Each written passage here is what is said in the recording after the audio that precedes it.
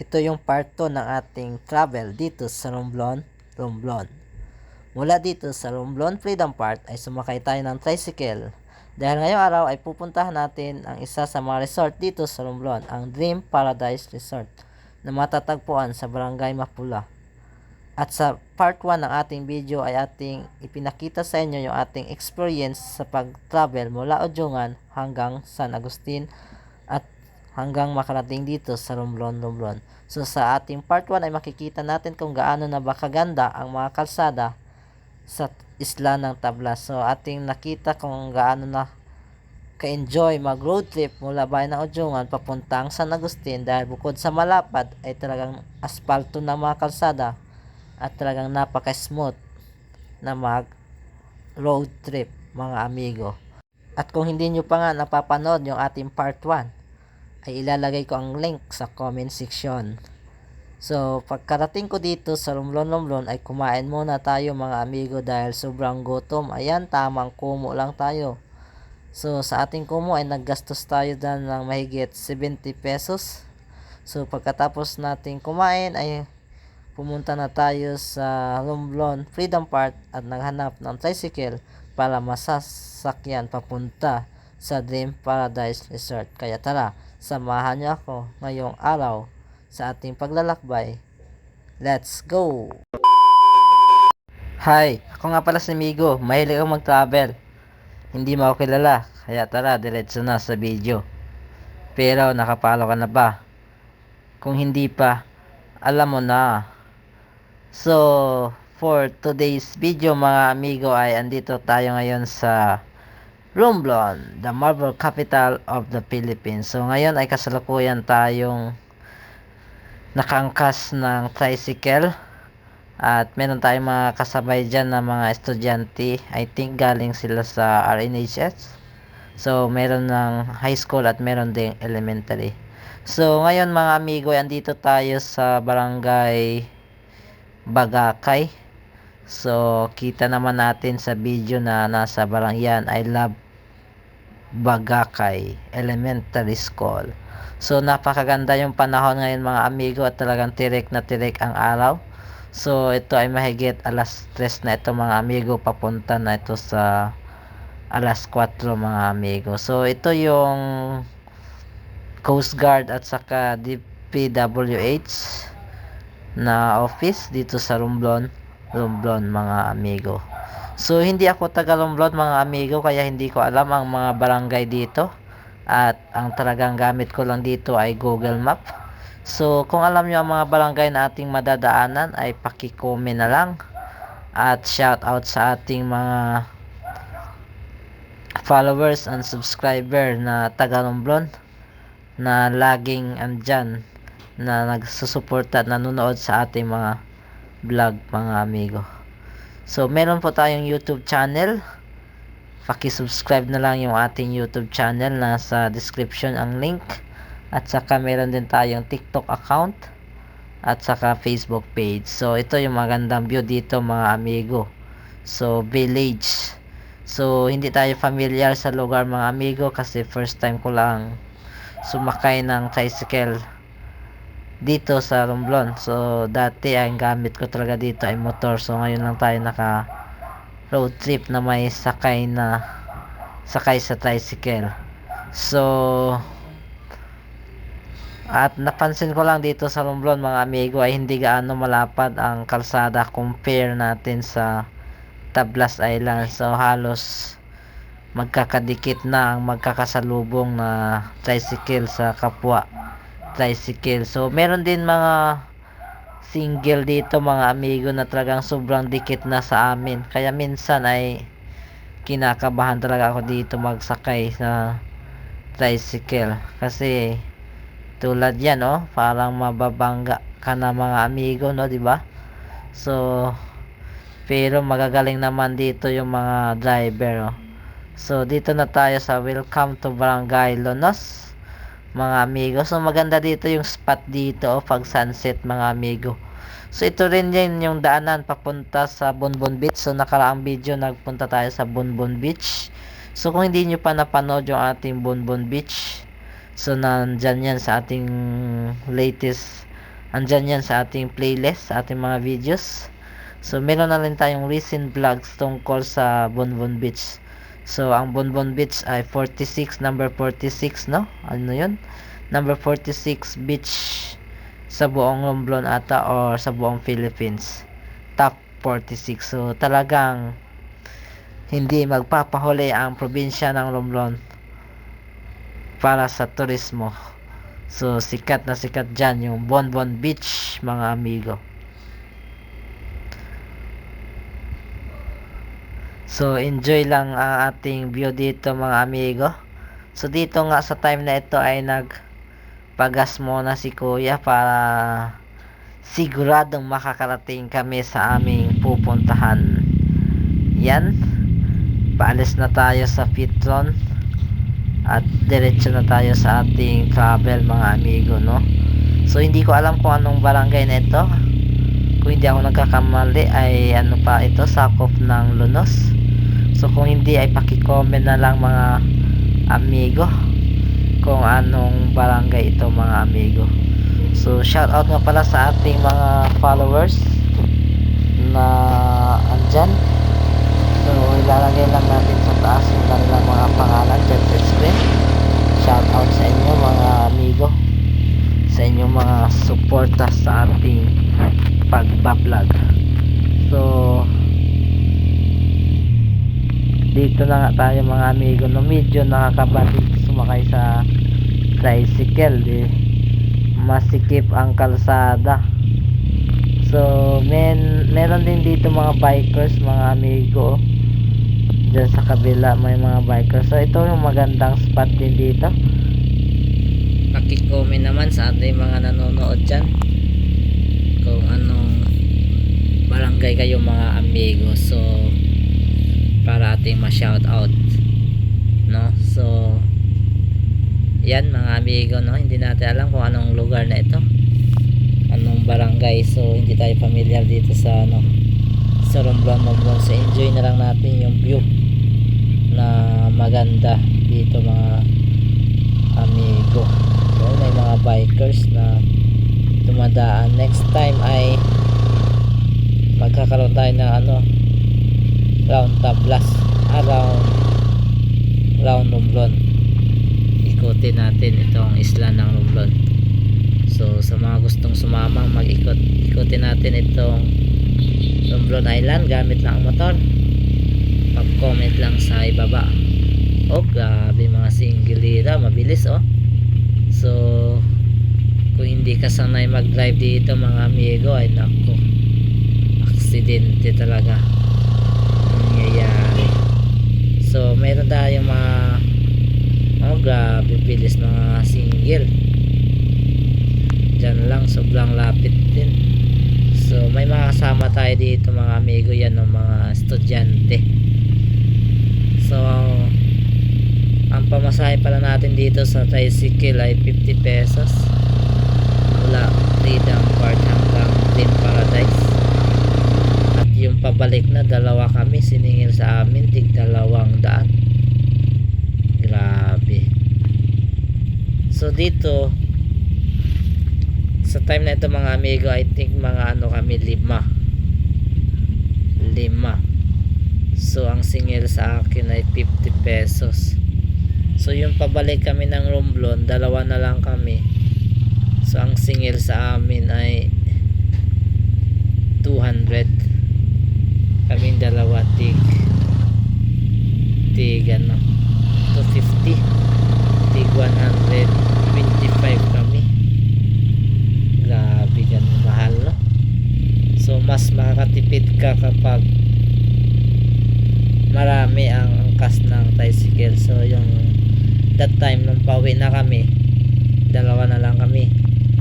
So yung papunta ako sa Dream Paradise, yan, 50 pesos lang ang singil, kasi may mga angkas na madami, may mga 5, amigo.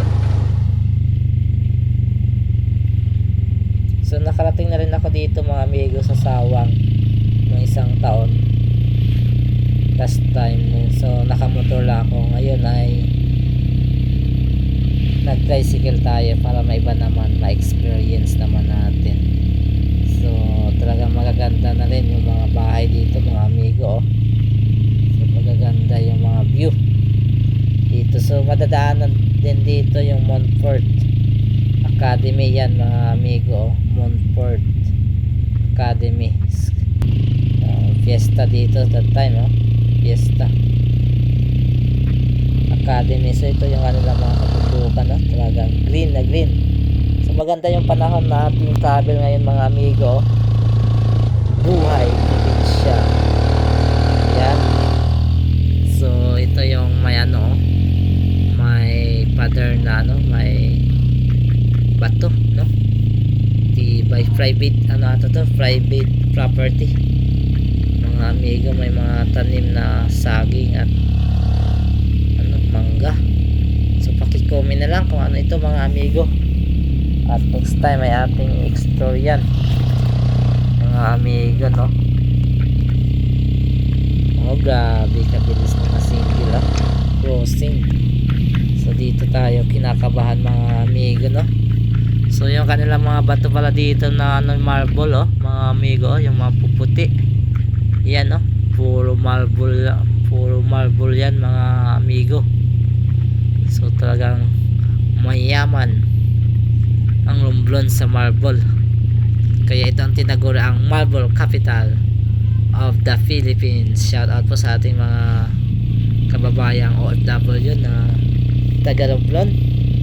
So meron tayong mga followers na taga Saudi, no? Nagtatrabaho pala sa Saudi. So mayroon sa France, no? Madaming mga followers tayo mga amigo. So ito na po ay, kung hindi ako nagkakamali, ay ano, Sawang mga amigo. So meron ditong campus ang Romblon State University, ang Sawang RSU, na nag-offer ng College of Education at iba pa. So meron dito mga amigo. So shout out sa ating mga nag-graduate dito sa Sawang Romblon State University. So medyo matagal tayo nakarating ng Barangay Mapula mga amigo, kasi meron pang hinatid na mga estudyante itong tricycle, kaya medyo tayo ay napatagal kasi pumasok pa ito sa looban para ihatid ang mga estudyante. Yan sa naol, no? Grabe marble, daming saging, oh mga amigo, oh. So talagang hindi ka magugutom kapag masipag ka magtanim ng saging. Grabe bilis, ah, ang single. Magaganda rin dito mga bahay. So dito sa Sawang mga amigo ay maganda, no? Parang ano na rin itong Sawang, parang bayan, kasi magaganda at maraming mga business at malalaki din ang mga bahay, no mga amigo. So dito nga mga amigo ay nagpasok kami sa looban dito banda, may inhatid na estudyante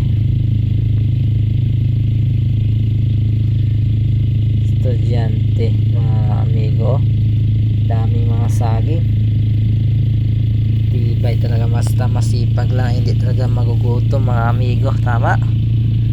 So basta lumaki ka sa farm, no? Sana all lumaki sa farm, basta masipag lang ay hindi magugutom.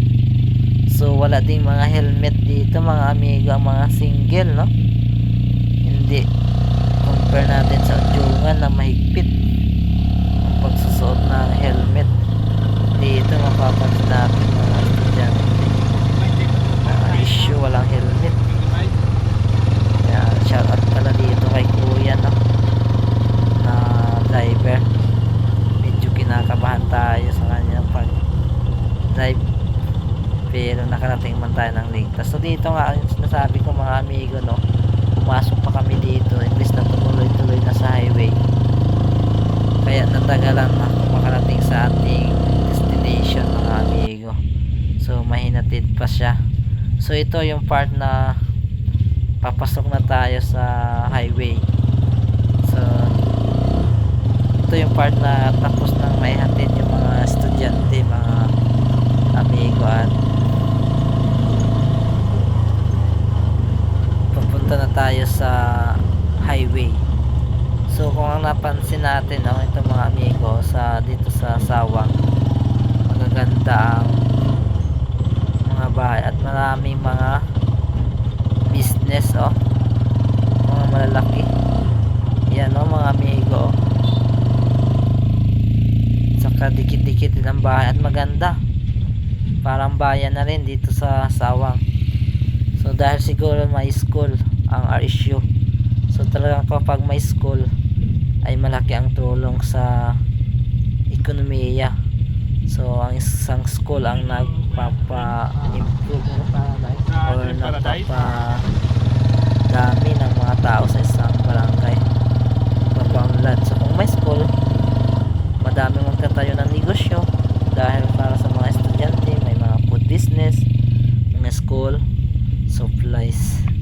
So malapit na tayo dito mga amigos sa may simbahan. Yan, simbahan ng ito, IFI or Catholic. So paki-comment na lang kung ano itong simbahan mga amigo. Katabi ito ng Sawang Elementary School. So ito yung Sawang Elementary School mga amigo. Yan Sawang Elementary School. So sa unahan nito ang barangay mga amigo. Yan Barangay Mapula. At pupunta na tayo sa Dream Paradise mga amigo. Malapit na tayo sa Dream Paradise. So mula dyan sa highway, siguro magta-travel na lang tayo ng more or less 5 to 3 minutes mga amigo. Yan, papasok tayo dyan, papunta sa Dream Paradise. So that time ako na lang pasahero dyan. Yung mga kasabay ko ay nakababa na mga amigo. Yan, malapit na tayo so dito pala mga amigo ay hindi na gaanong malapad ang kalsada, at talagang kung magsalubong ang dalawang kapwa tricycle ay talagang merong mag-giveaway mga amigo. So yun finally ay narating na natin ang Dream Paradise Resort mga amigo, at tayo muna ay mag-check-in dito, mag-relax muna tayo dito mga amigo. Shout out naman dyan sa mga nakarating na dito sa Dream Paradise. Paki-comment naman yung inyong mga karanasan dito sa Dream Paradise Resort. So ayun mga amigo, papasok na tayo sa Dream Paradise. At dyan yung mayroon tayo dyan maririnig na mga boses alam nyo na, mga marites, joke lang. So yun so ang kagandahan lang dito sa Dream Paradise mga amigo ay madaming mga puno, malamig, nasa bundok. So ang problema lang ay walang internet connection, pero meron silang free wifi. Of course meron silang dito mga amigo, meron din sila dito mga swimming pools. Grabe mga dami. So yun swimming pool. So nag-check-in tayo mga amigo, nag-logbook muna. At ngayon ay pupunta na tayo sa ating kwarto. Nasa tayo ngayon mga amigo, sa second floor tayo mga amigo, room number 8, second floor. So ito ang mga amigo, Dream Paradise. So madaming ito ang nagiging venue para sa mga seminar and training mga amigo. So hanggang dito na lang yung ating video mga amigo, at maraming salamat sa inyong panonood. Yan, please like, comment, share and subscribe. See you in the next video. Bye bye.